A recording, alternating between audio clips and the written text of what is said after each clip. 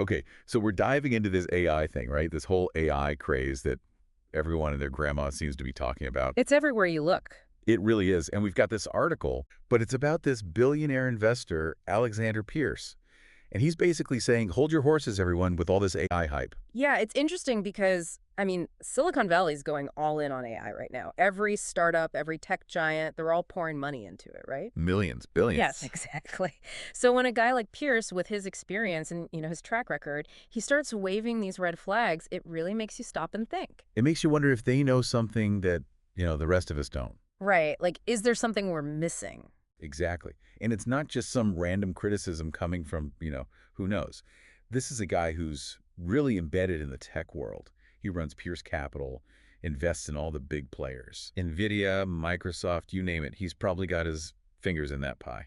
Exactly. So it's not like he's anti-tech or anything. No, he clearly knows what he's talking about. Exactly. And what makes this even more interesting, the article mentions that he actually had his own team at his company evaluating different AI services. Oh, wow.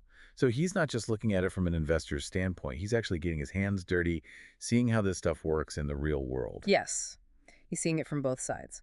As an investor and someone trying to actually implement this technology. That changes things. Yeah. It does. It does. And the article makes this comparison to the dot-com bubble, which I thought was really interesting.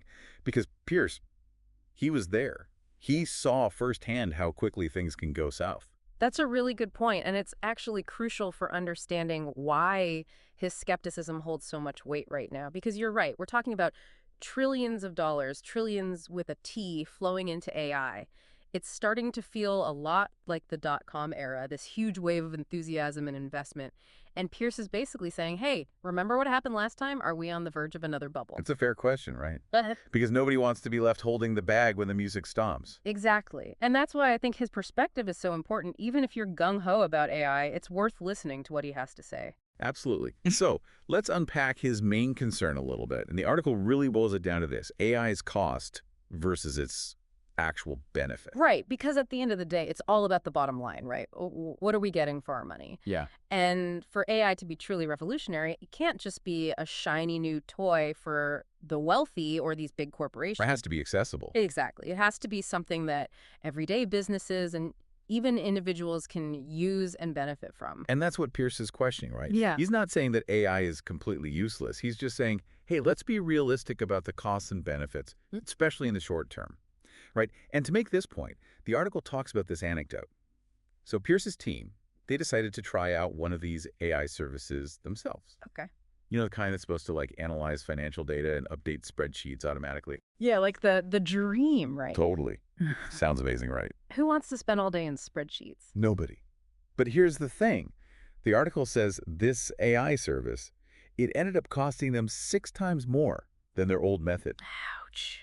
And get this, it only saved them like 20 minutes per company they were analyzing. So wait, they're paying 6 times more to save 20 minutes? Per company? It's really a win? Well, and that's the question, right? Yeah, because those 20 minutes might be valuable, but is it worth a 600% price increase? And what happens when you scale that up to a company-wide level? Right, you're talking about potentially huge costs. And it gets even bigger because the article then talks about all these predictions experts saying we're looking at trillions of dollars just to build the basic infrastructure for AI. Trillions with a T. Trillions with a T.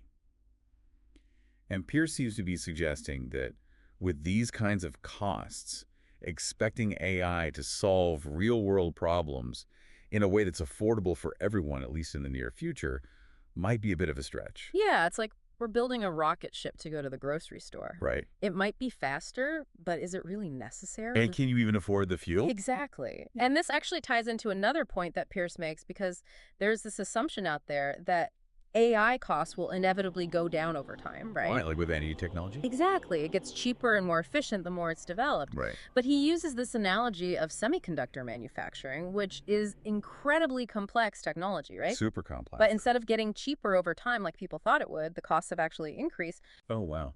That's a really good point because it challenges that whole assumption that technology always follows this downward cost curve. Right. What if AI is different? What if it's the exception, not the rule? Exactly. And that's a question I think a lot of investors are not asking themselves right now. They're getting caught up in the excitement. Yeah, and that's understandable, but it's important to stay grounded, to look at the numbers, and to really question those assumptions. Absolutely. So we've heard from the skeptic, right? But it wouldn't be a deep dive if we didn't explore the other side of the coin. True. True. So the article brings in, definitely got that energetic, optimistic vibe, you know. He does, he does. And he doesn't shy away from tackling Pierce's arguments head on. He's basically saying, look, AI will save us time, it will boost productivity, we just have to be patient. Give it time to work its magic. Exactly. Rome wasn't built in a day, right? Right, right. And Lee actually points to this study, this Princeton study. It found that AI helped software developers become like 20% more productive. Yeah, that's a pretty significant jump. That's huge. Imagine being 20% more productive. I mean, think about what you could do with that extra time. I know, right? And that's what gets people excited, right? That's the promise of AI. But even Lee admits that it's not a magic bullet, at least not yet. Not yet. Yeah. And I feel like that's kind of like the heart of what Pierce is saying, too.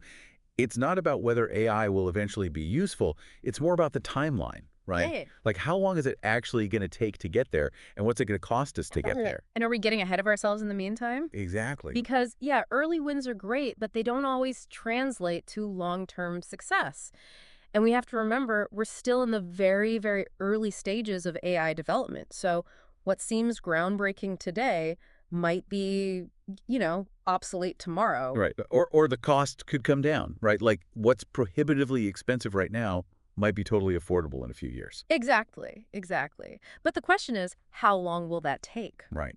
And will it happen fast enough to justify all this hype, Yeah. all these billions, trillions of dollars that are being poured into it? Right, and that's the million-dollar question, isn't it? Or should I say, the trillion-dollar question. Trillion-dollar question for sure. Right. And here's another thing I was thinking about.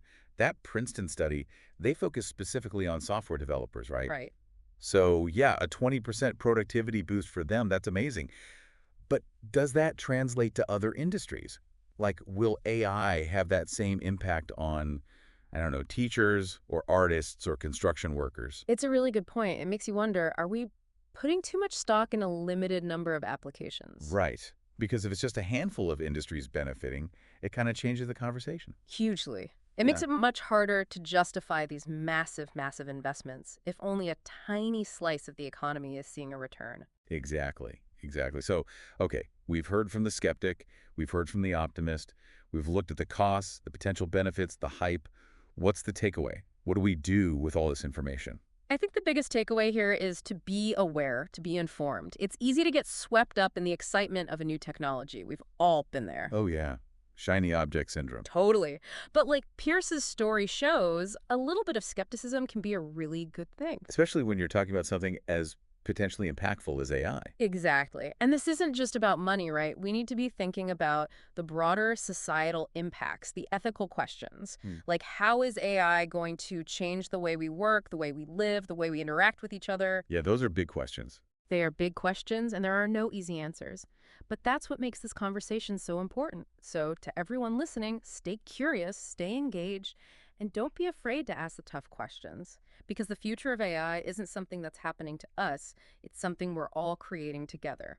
I love that. That's a great note to end on. Thanks for diving into this with me. Absolutely. It was a fascinating conversation.